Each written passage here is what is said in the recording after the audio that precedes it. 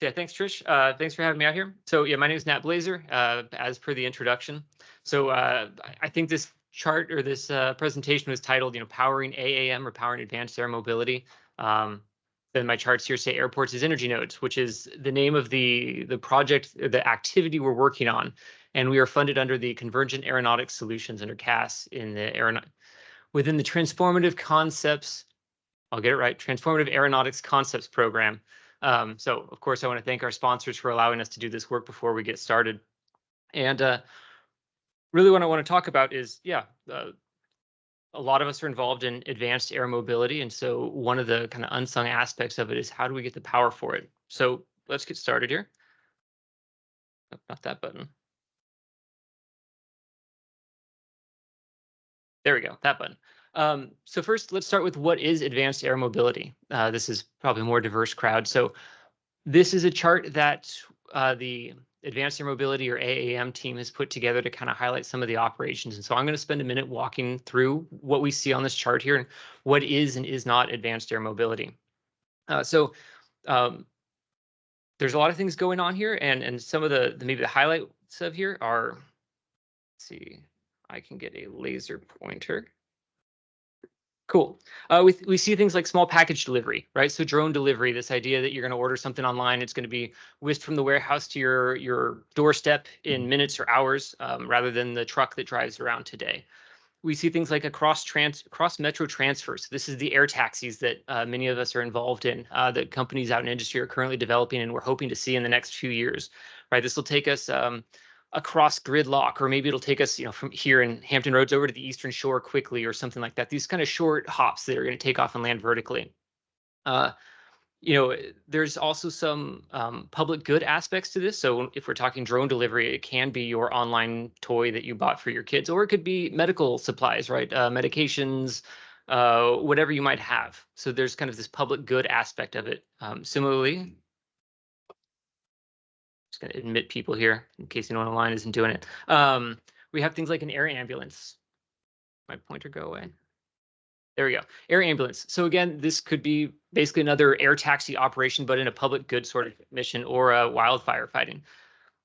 One aspect of advanced air mobility that's near and dear to my heart, the thing that I'm really excited about, is this concept of regional air mobility. And that's kind of represented here on this intercity electronic conventional takeoff and landing eCTOL aircraft.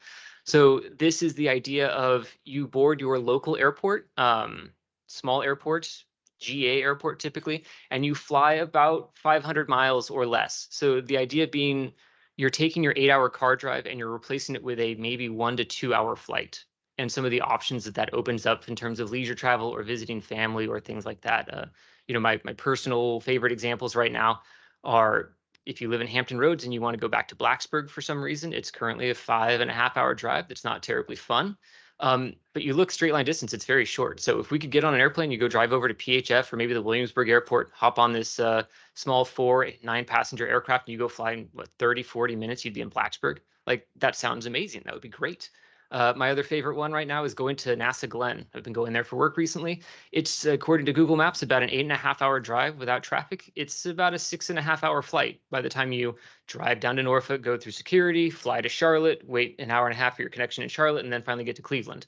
You don't really save any time flying compared to driving, but it's something like 600 miles. It's maybe on the longer end for regional air mobility, but it would be like a 2-hour flight instead of a full day of travel.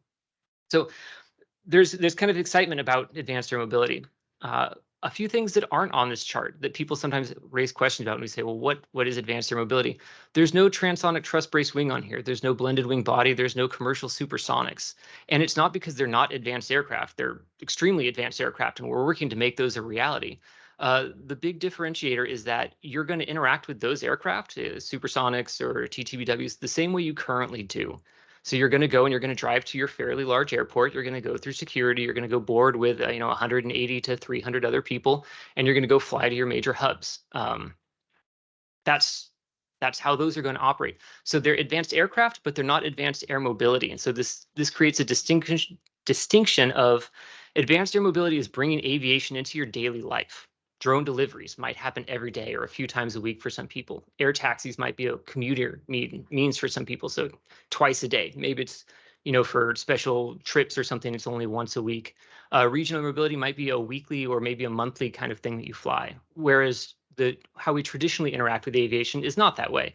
It's you get on an airplane, you fly somewhere, and you do this a few times a year. Some people are business heavy travelers and they live in airports effectively. But for most of us, it's not that case. And I had to go Google the number. Last year, according to America for Airlines, 44% of Americans flew commercially. So that still means that over half the people did not get on an airplane. So advanced air mobility is trying to change that. It's trying to make aviation a part of our daily life. There's a few things that have to happen before AAM can happen, and NASA's involved in a lot of them. First of all, we're talking about adding a lot of aircraft to the airspace. This is dense, heterogeneous operations. We're going to have aircraft of different sizes, different altitudes, different speeds, different weights, all flying in the same airspace. We need to ensure that it maintains the safety that we've come to expect out of our airspace. So NASA has system-wide safety. We have a lot of aspects of research going on to do just that. We're talking about putting airplanes of various sizes in everyone's neighborhood. They need to be quiet. So we have a very active noise research group that's doing exactly that to make sure that people aren't bothered by this sort of stuff. Of course, right, advanced propulsion, all this vehicle development, we're working in that pretty heavily. And one of the big things, another aspect of this is cost. If we want this to happen, it needs to be something people can afford, something that we can afford to use every day. And so we talk about vehicle cost or operating cost, right? There's a few aspects to that. The first is just acquisition cost. What does it cost to buy one of these aircraft? And we can only do so much to drive that down in terms of, it's going to cost $1 million or $10 million or whatever it is. But we can amortize that out. So the more these airplanes fly, the cheaper they become per flight hour. So that's where the utilization comes up. If I own a drone that's doing package delivery, I want that drone doing package delivery like 24 hours a day. I want that making as many flights as I can. That way I can charge that cost out to as many different users as possible. Same thing with air taxis and RAM aircraft. If we're going to have this RAM aircraft flying people, we want it living in the air as much as we can. So that utilization comes up quite a bit. In terms of operating costs, people think, okay, pilot costs are certainly a big one. So autonomy. Can we either reduce the number of pilots that have to manually control these sorts of things? Can we do many or one operator flying multiple aircraft, right? And again, NASA is very involved in this, in autonomy and we call it M-to-N operations, M number of pilots flying N number of aircraft, trying to drive these costs down to make this viable for people. And then another one is energy. And another common theme through all these aircraft is that they're all electric. Maybe that's fuel cell driven, maybe that's battery power driven, but it's distributed electric propulsion and it's electricity that happens here. Some of this is because electricity can be cheaper than jet fuel, and that can help us drive down costs. And that's kind of where we got our start saying, well, how much energy do we need and where does this look like? So before we go there, I want to talk just a bit more, I'm going to transition finally off this chart into RAM. So here's what I'm talking about when I talk about RAM and some of this democratization of air travel, bringing airports or aircraft into our daily lives. So on this chart right now, this is currently what our air transportation system looks like. These airports listed here are responsible for 95%. It's the 95th percentile airports for flights. If you fly, your odds are you're getting on at one of these airports or you're flying through one of these airports, almost guaranteed. And we see some of the major ones on there. We can see Richmond on there. I think Norfolk's on there. Certainly Dulles. For the Hampton Roads people, Roanoke is not on there, so it's not quite large enough for that. But 95%, that's a lot. So the other 5% are what we call Part 139 airports. These have established commercial service. These are the red stars. And so these are going to be what we would call regional airports. So Roanoke has now made the list, as have some other small ones. Typically, right, you might fly in or out of these, but these are your spokes. They're not your major hubs. If we're talking regional air mobility, we want to go and access probably not these ones as much. These already have commercial service. We kind of know how to get in and out of them. What we want to look at are the public use airports. There's over 5,000 in the US right now. They're sitting there. They are open to the public. There's even more if you include private use airports, but we're not right now. These are close to where you live. You live closer to an airport than you probably think.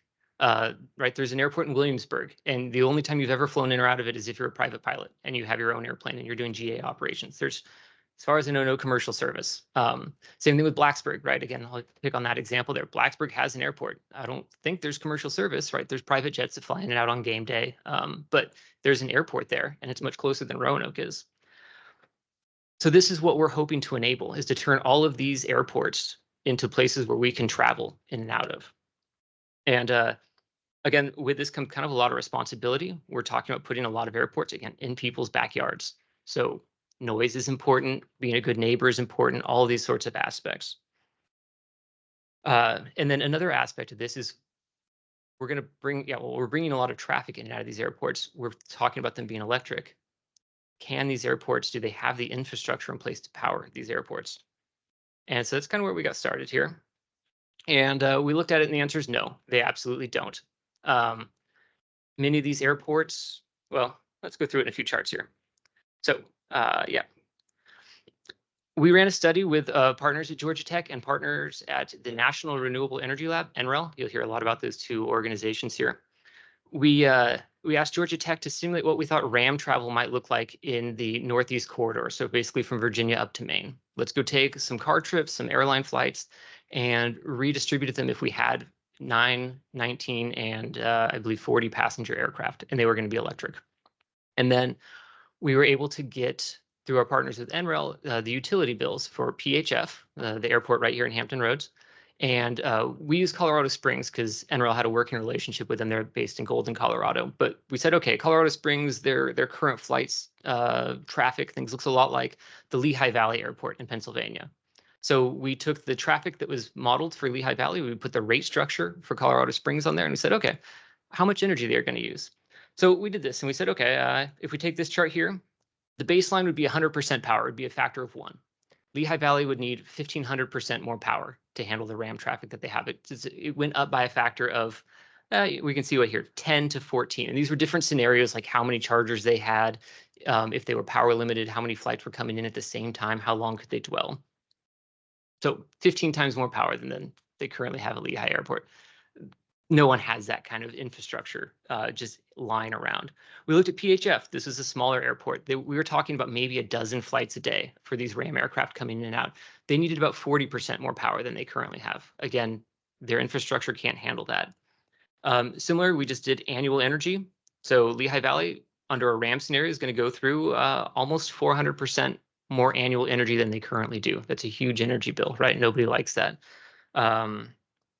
Newport News, they were more modest. Again, 30-40% increase in their energy bill. Very, very expensive. They don't have room for it. So if these aircraft came today, they wouldn't get the utilization they would need. They would have to be charging much more slowly. They'd spend time on the ground just waiting for a charger or waiting for the power to kind of catch up, someone else to get off of a charger, something like that. And as I talked about, in order to drive the cost down, we need these airplanes flying all the time. So we can't have that. So, okay, cool. You talk to airports and they're like, we're ready for RAM. We want this. How do we do it? What do we put in? And we're like, well, we don't know. So let's work to answer that question. So again, we partner with NREL and we say, how much is this going to cost? Because everyone goes, oh, electricity is so cheap, right? You and I, we probably pay something like 10 cents per kilowatt hour for energy, maybe 10 to 13, depending on where you live. It's somewhere in that ballpark. You probably have some fees. I think it's something like $8 to $10 just to have a utility account that gets lumped into my bill. If you're a major industry player, you don't pay 10 cents a kilowatt hour. You're probably paying less. So we looked, okay, we're paying about 5 cents a kilowatt hour. And everyone goes, oh, this energy's so cheap. We got to have electric aircraft. Well, okay, cool. If you have the infrastructure, yes, 5 cents per kilowatt hour. But remember, we don't have the energy. So someone's got to build that out and someone has to pay for that. So we asked NREL, what's the most cost-effective way to go and add in the capability that we need? And we looked at a few scenarios. We said, well, we could just upgrade the utility lines. We just put in more transformers, substations, just beef up what you have right now. That's certainly one way to do it. Another way is to add battery storage systems. So these electric aircraft we call them very peaky. You plug them in and they draw a whole bunch of power. They're taking a whole lot of energy for a relatively short period of time. Utilities hate that because they have to provide that power. They have to be able to provide that power all the time, but you're not using it very much. So if we can use a battery system where we're slowly filling up the battery, and then when an aircraft comes in, we drain that battery very quickly, that can save you money. So, okay, we'll put in some battery storage. And then maybe also some on-site renewable generation. A lot of airports have flat, undevelopable land that, they can't put buildings near a runway for safety reasons, but you could put solar panels there, something like that. So, okay, so how do we cost optimally build this out? As we looked at that, and we said, okay, this is the cost optimal solution for 2 of the scenarios we looked at. I think we looked at 4 total. A slow charge where you have more chargers, but you're keeping the power on each of those chargers down. And another one was a fast charge, which is where you crank up the power as fast as you can. And what this means is, okay, so we did lots of things. We increased the grid supply, and then we amortize these costs out. So you build this out, and then you charge the users for it. And if we do that, the grid supply is going to add another 5 cents per kilowatt hour to your charge. Your on-site battery is going to add another 8 cents per kilowatt hour. Your photovoltaic system's another 3 cents per kilowatt hour. And then your chargers, this is the big one. If you do a fast charge, you don't need as many chargers because people are getting on and off the chargers quickly. So you don't need as many chargers, so your costs go down. Slow chargers means you need more chargers because everyone's dwelling for longer, but your other power usage goes down. Either way, if you start charging people for the power they use, the takeaway here, you're not paying 5 cents a kilowatt hour, you're maybe paying 40 cents per kilowatt hour, 45. That's pretty damaging, right? Like that's a big increased cost. At 5 cents a kilowatt hour, you're talking like $1.50 a gallon of gas or something, which is fantastic and everyone loves it. At 45 cents a kilowatt hour, you're talking like $15 or something like that, right? It's expensive gas at that point. So we need to drive these costs down. How can we do it? Yeah, who's going to pay for this sort of stuff? So that's kind of where airports as energy nodes came from. We took that up and said, no one's looking at this, right? We're doing a lot of work for AAM, but we're not looking at how we power this. So as I talked about before, we call this airports as energy nodes or just anodes because we got to kind of play on the words a little bit there. We're in the Aeronautics Research Mission Directorate, and we're partnered with NREL, the National Renewable Energy Lab out of the Department of Energy. And this is the big question we're trying to answer is, can we provide the right type of power in the right place, right, at the right quantity for these airports to be, for these operations to be scalable, affordable, and sustainable that provides value to aviation and the community. And then, so here's kind of our approach. I'll go through this a number of times, but first is just talk to everyone out there. Talk to the airports, see what they have, what they want, what they're looking for. Talk to the communities. Are they going to be okay with this? Like, what does this look like? Then we want to identify solutions. So, okay, let's figure out what the air traffic looks like at a given airport. Let's look at what their utility rate structure is. Let's look at what their current utility build out looks like, how much land they have. What can we do to make this possible for more places? Once we understand that, NREL has some amazing capabilities, and I can't speak to the praise. I like the NREL guys so much. They have this ability to kind of make a virtual twin out of an airport, so they can look at the loads coming in and out and their transformers, their battery electric systems, whatever.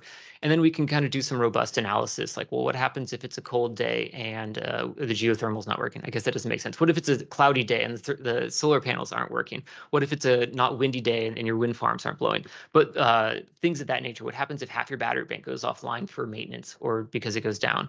We can do that. And then this last bullet here is, let's actually do something with hardware, because anyone who's ever worked with hardware knows that nothing works the way it does on paper. So we have some leftover hardware from X-57. We want to put that into a lab and understand this is what aircraft flight systems look like and how they behave. Right now, we're really focused on these first 3 boxes. So let's partner with airports. Let's work with NREL. Let's drive some of this future work that has to happen. The other reason we want to do this, as I've talked a few times about, is that these airports that currently exist, those 5,000 black dots on that first chart, they're a part of the community, and not everyone likes aviation and airports. You typically in this room, and if you're listening to this call, you probably have a positive relationship with aerospace, right? It's a passion. It's something you're excited about. Most people don't, right? I live under the flight path for PHF, and when those old Cold War era jets go screaming over my head when I'm picking up my kids at school, it's loud, right? If you spend time at the Mac out there, not everyone loves that. It's hard to do. So can we make these airports something that people care about? So instead of seeing dirty aircraft that are taking off, can we make them electric aircraft that are clean, right? Get rid of the lead or something like that. Can we provide on-site renewables, and can those renewables power your communities? I know back home where I grew up, we lived close-ish to a hospital, and one of the things people would list on their real estate listings was they were on the hospital electrical grid. So if PG&E turned off the power, you weren't going to lose power because you were on the hospital grid. The hospital grid doesn't go down. Can we do that with airports? Can airports, in the case of an emergency, right? Again, out west, the wind comes and sometimes they turn off power to not start forest fires, which I understand, but that loses power to communities. can a local airport be like, well, we have lines that are shorter or buried or something, and we can still power the community? Can we make that airport something people go, yeah, I'm glad that airport is nearby helping me out, instead of just, yeah, occasionally planes take off from there and I don't know why. Yeah, right. People who don't fly GA airplanes, I don't quite know what they think of those. I don't know people who don't know airplanes anymore. I should get out. Anyway, if we have this capability, can you charge your electric car there? Can we provide like fleet charging if the city buys electric buses or fuel cell buses or something like that? Can we say, hey, the airport, it's got a big parking lot, and yeah, we can charge the school buses when they're not in use? Can we make this airport something that people really want, and that people go, wow, aviation's doing good. It's not just there. It's not just a means of travel. It's something in my community that I value. And so that's another kind of aspect of this, is what kind of positive externalities can we draw? And so if we talk about why A nodes, I've beaten on this a little bit, but let's talk about needs, goals, and objectives, which is kind of systems engineering language. So we need to enable airports to accommodate advanced air transportation, AAM. And that may require alternate forms of energy, while establishing the airport as a desirable part of the community and a part of the energy solution. That's the high level. That's what we want to do. That's like visionary kind of statements, but it's not very actionable. So how do we do this? Let's go look at what the future might hold. Let's look at different future scenarios, and then let's go and try and plan that out and say, okay, under this scenario, this is what kind of air traffic we're going to have. This is what the airplanes are going to look like. This is what the flight routes are going to look like. This is how much energy we think we're going to need and of what form and what this works. So, okay, now that we know that, let's try and enable investment and determine what pathways we can get out of that. And then really the hands-on piece of this is, can we achieve buy-in from key stakeholders? Can we work with the FAA? Can we work with the Department of Energy? Can we work with local airports to make this happen? I've talked to airports and they'll say, this all sounds good, but you have to realize that planning, or that making a change to an airport, right, the permitting process, that can be anywhere from 2 years for a fairly small activity to 10 years for a major activity. So some of these things are probably 10-year planning cycles. So if we want AAM in 10 years, we need to start this work now, right? It's a little daunting. But they want that. The other fun kind of aside I've heard, right, is talking to cities, things like the scooters, right, that came into cities. The cities kind of hated scooters, really, because the scooter companies never talked to them. Just all of a sudden, people woke up and there were scooters all over the sidewalks, and the cities weren't ready for that. And they've been on calls and they said, AAM sounds great, but we are not going to be caught flat-footed again. So please tell us what's coming. Please tell us how we can prepare. Please, what do we need to do? And at the time, we're kind of like, well, we're building the vehicles, but we don't know what to expect. And they don't like that answer. They want this. They want to be engaged. They just need to know kind of what's happening, or they want to know how to prepare and what it's going to, how it's going to impact them, how they can help make everyone like this stuff. So at the end, yes, let's make this part of the energy solution, not a part of the energy problem. Let's quit just pumping oil and such. So approach, gone through this a bit, but it's worth bearing on again. So airport modeling. So where are we right now? We've picked 2 partner airports right now. One of them is a Part 39, which means it has established commercial service and it's a little bit larger. One of them's not. It's effectively a general aviation airport. It has some military operations. Our NREL colleagues are getting the NDAs in place so we can continue talking to them and their utilities. We told the airports, you come, you have to bring your utility, and please bring any operators that you have. We want the best stakeholder engagement we can. Every utility runs a little bit differently. We need your utility to come work with us. So we have them. We got that kicked off. We're trudging away on that. It's been a month or two, so that's fairly new. We're going to go and develop these energy virtual twins so that we can go model different scenarios. We can go understand what happens as different, I'd say, cloudy days, cold days, warm days, high traffic days come in, and we can do a little bit more robust solutions rather than just point solutions. Airspace modeling. So we're trying to model the existing air traffic at these selected partner airports. We usually have that data, and we're trying to anticipate what the future things might hold. This is a NASA capability, right? We're using like the Winchester data set based out of NASA Ames to go and look at airspace operations and that. Aircraft modeling. This is what I do. Yay, the aircraft part. What do these vehicles look like? How much power do they use? Are they going to be fuel cell, electric, both, a mix of them? Are they going to be 9 passenger, 19 passenger, somewhere in between, 40 passenger? How does that drive your energy demands? Will they have 1 charger, 2 chargers, that kind of stuff? So we're looking at that. And then, as I mentioned before, the hardware testing and integration. So we have leftover X57 stuff, batteries, inverters, etc. So let's put the hardware in. Let's build up test cells to go understand this, because yes, I feel as someone who's only ever worked in software, or not software, but theoretical studies, everything always works, right? The bolts always fit, the things are cut perfectly, your joints are really at 45 degrees. I've never seen that in real life, at least not on my house anyway. And then another aspect of this, right, is hydrogen. I've been neglecting hydrogen, whether that's fuel cell or combustion, but that's a big part of this energy solution. And so we have people working on that aspect as well. All right, so this is my last chart, my get off the stage chart here. So the PI for this effort is Nick Bohr. I work very closely with him, but I'm going to put his name on the chart here.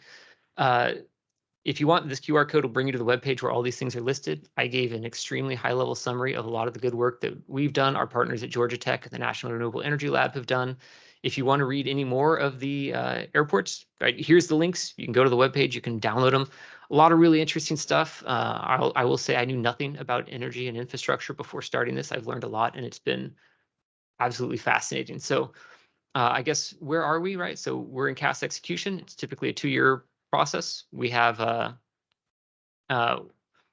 we're in the first year of execution, so we are hoping to, well, we should start again the second year, and from there we're talking with the FAA, with the Department of Energy, and where this goes next, and how we can keep this rolling and keep helping communities kind of develop this capability. So that's it. So thanks.